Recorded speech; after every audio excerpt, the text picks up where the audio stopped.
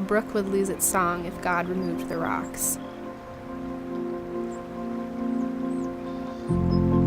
I was halfway through my senior year of college, studying to be a biology major, go on to medical school was the plan at the time. On November 29th, 2010, halfway through that senior year, I found myself staring at a positive pregnancy test. For that time in my life, I felt like I was just getting beat from every angle. Those rocks, I could have built a really high wall around myself with the rocks that were in my brook. And I think sometimes in life it feels like that's all you can do, is you just let those rocks pile up around you and just bury yourself under the weight of the challenges that you're facing. It was this very hopeless feeling that, like, now where do we go from here? There's no way we could possibly do the things that we thought we were going to be able to do.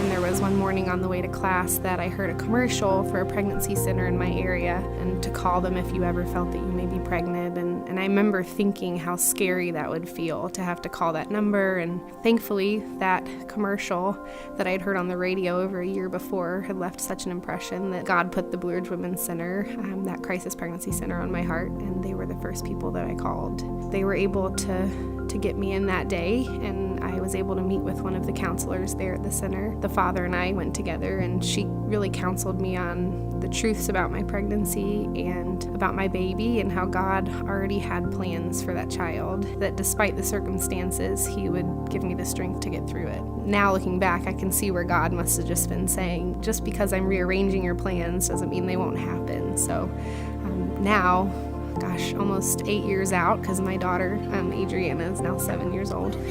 I have met my dreams and more. My life is far more blessed than I could have ever imagined in that moment. But I think what God was trying to teach me is that if you can lean on Him to move past the rocks, as a water in a brook would, that it actually ends up creating a beautiful song and a beautiful picture in your life.